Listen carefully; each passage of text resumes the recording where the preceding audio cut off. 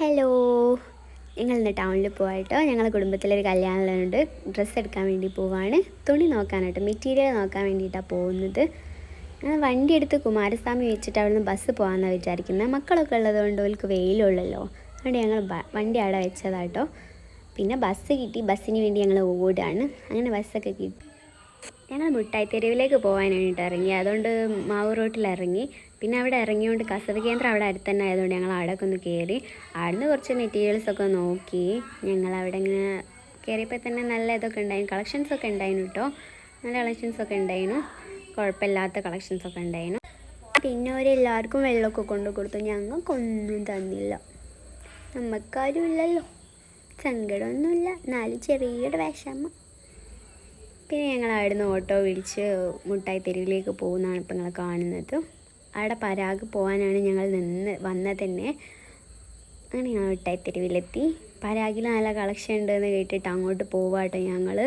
പിന്നെ കസവ് കേന്ദ്രയിൽ അതിൻ്റെ അടുത്തായതുകൊണ്ടൊന്ന് നോക്കിയതാണ്. അവിടെയും കുഴപ്പമില്ല, പക്ഷേ കുറച്ച് മോഡലൊന്നും പുതിയതൊന്നും വന്നില്ല എന്നാണ് തോന്നുന്നത് കണ്ടിട്ട്.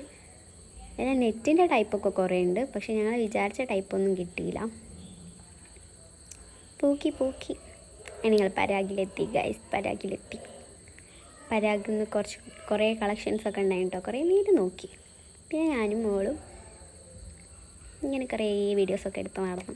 ഞങ്ങൾക്ക് വേറെ എന്തെങ്കിലും പണി വേണ്ടേ? താത്ത അത് നോക്കും, ഞാൻ കുറച്ച് വീഡിയോസും ഇതും എടുത്ത് മക്കളായിത്താലും എടുക്കും. അതെൻ്റെ പരിപാടി.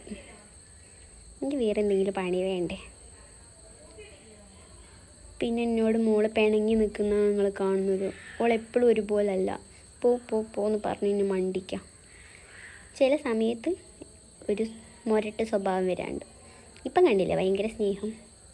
ഈ സ്നേഹം കണ്ടാൽ നമുക്ക് ഓളെ കെട്ടിപ്പിടിച്ച് ഇങ്ങനെ ഞെരുക്കി കൊല്ലാൻ തോന്നും. പക്ഷെ ചില സമയത്തുള്ളത് അങ്ങനെ.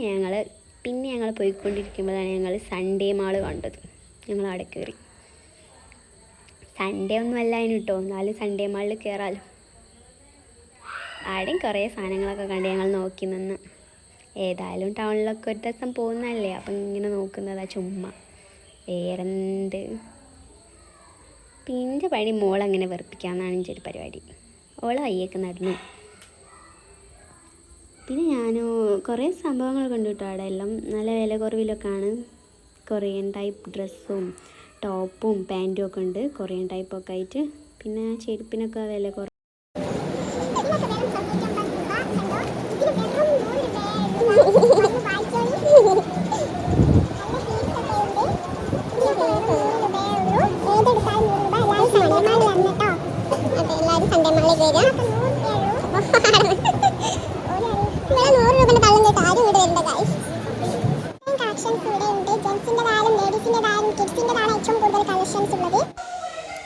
പിന്നെ ഞങ്ങൾ കമ്മലിൻ്റെ കളക്ഷൻസിൻ്റെ അടുത്തേക്ക് പോയിട്ടോ.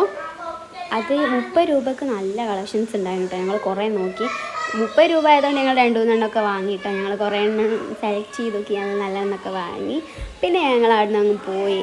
പിന്നെ വേറെ ഒന്നും പ്രത്യേകിച്ചൊന്നും വാങ്ങാനില്ലായിരുന്നു. ഡ്രസ്സിൻ്റെ മെറ്റീരിയൽ നോക്കാനാണല്ലോ വന്നത്. അപ്പോൾ ആ ഒരു ഇതിൽ അത് നോക്കി അങ്ങ് പോകാമെന്ന് വിചാരിച്ചു. പിന്നെ ചൈന മാർക്കറ്റ് കണ്ടപ്പോൾ മോള് അവിടെ പോകണം. പക്ഷെ അവിടെ ഇതുപോലെ തന്നെയാണ് കേട്ടോ, അതേ റേറ്റിലുള്ള സാധനങ്ങളും അതേ സാധനങ്ങളൊക്കെ തന്നെ.